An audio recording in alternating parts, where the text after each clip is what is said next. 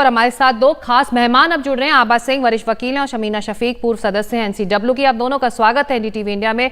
आबा जी, सबसे पहला सवाल तो आपसे ये कि इस एक वीडियो अब स्वाति मालीवाल के मामले में सामने आया है, लेकिन इसके पहले क्या हुआ और उसके बाद में क्या हुआ इस वीडियो के, ये अभी जानना बाकी है, लेकिन ये वीडियो कई अहम जानकारियां बाहर ला रहा है।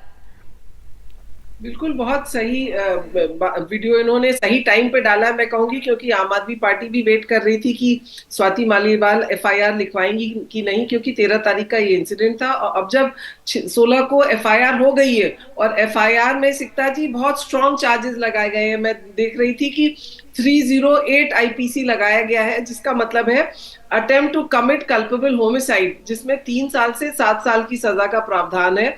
उसके अलावा डिसरोबिंग भी लगाई है 354D, तो जिसमें भी 7 साल तक की सजा का प्रावधान है। तो मुझे लगता है कि अब आम आदमी पार्टी अपने डिफेंस में भी कुछ उसने एविडेंस बनाया होगा और इसीलिए इसको आज एकदम रिलीज किया गया है, ताकि इंप्रेशन ये ना हो कि सिर्फ विवेक उनके पीएस ने कुछ गलत किया था। तो वो एक ट्विस्ट देने के लिए, क्योंकि अभी तक था कि स्वाति मालीवाल एफआईआर क्यों नहीं लिखा रही, अब उन्होंने एफआईआर लिखा दी, अब पुलिस को कार्रवाई करनी पड़ेगी।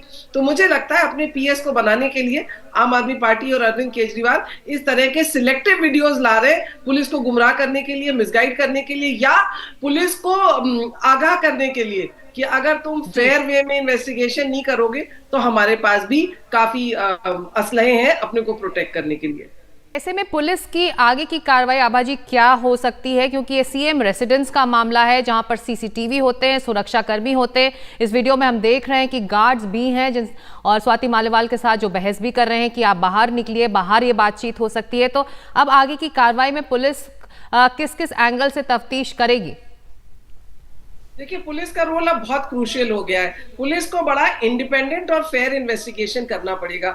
अगर पुलिस किसी दबाव में करेगी तो आम आदमी पार्टी इस वीडियो का आगे पीछे का भी रिलीज करेगी और वो अपने डिफेंस में रखी हुई है। क्योंकि ये जो गार्ड्स कह रहे हैं, जैसे साफ पता चल रहा है, ये बिना अपॉइंटमेंट में गई, इनको बुलाया नहीं गया था तब भी ये गई, गार्ड्स इनको मना कर रहे हैं, तब भी स्वाति मालीवाल जो है वहां पे गई। अब उसके बाद उनको मार पड़ी कि नहीं पड़ी, इसके लिए पुलिस को जरूरी है कि 3 ही दिन हुए हैं, इनका मेडिकल तुरंत कराया जाए गवर्नमेंट हॉस्पिटल में, ताकि अगर इनके ऊपर कोई वुंड्स है, इंजरीज है, तो उससे एक केस स्ट्रांग बनेगा। उसके साथ ही साथ इनका शायद मैजिस्ट्रेट के सामने 164 में भी स्टेटमेंट कराया जा रहा है, ताकि सच्चाई पता चल सके कि स्वाति मालीवाल कितना सही बोल रही हैं, कि फैक्ट्स उनके सही आ रहे हैं कि नहीं आ रहे, और बाद में वो पलट तो नहीं जाएंगी। क्योंकि अक्सर देखा गया है कि बाद में जब केस ट्रायल पे आता है या कुछ होता है, चूंकि ये एक ही पार्टी की है, इनको राज्यसभा एमपी भी उसी पार्टी से बनाया गया है, तो कल हो सकता है ये कॉम्प्रोमाइज करे। लेकिन जो 308 आईपीसी लगाया गया है वो नॉन कंपाउंडेबल है, तो स्वाति मालीवाल को ये मालूम होना चाहिए कि इतना आसान नहीं होगा कि वो सेटलमेंट कर ले बाद में, अगर उनकी दोस्ती हो जाए।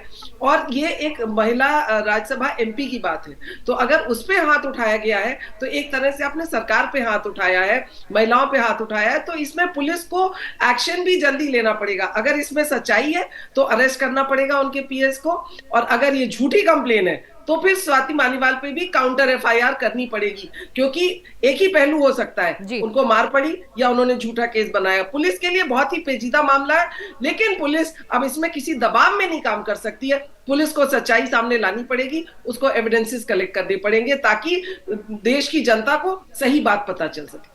जी, शुक्रिया आबा सिंह और शमीना शफीक इस चर्चा के लिए।